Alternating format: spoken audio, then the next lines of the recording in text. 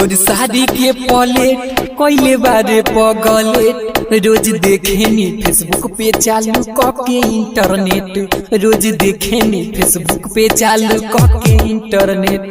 कब झलकता रे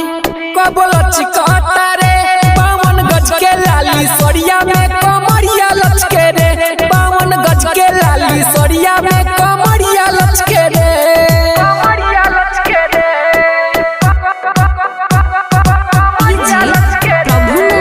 चाहत रिकॉर्डिंग स्टूडियो साजिद मेढका बाजार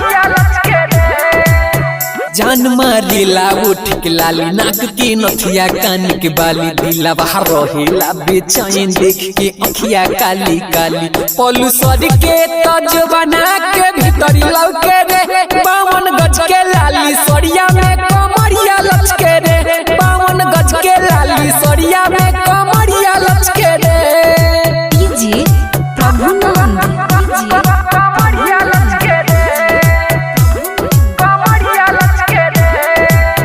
जब चले तुए गोरी पेन के हरियर हाथ में चूड़ी मानवा रहेला बेचैन देख के होठवा के होठा लाली जब हंसेलू दिल के भीतरिया छौके रे 52 गज के लाली सरिया में कमरिया लचके रे 52 गज के लाली सरिया में कमरिया लचके रे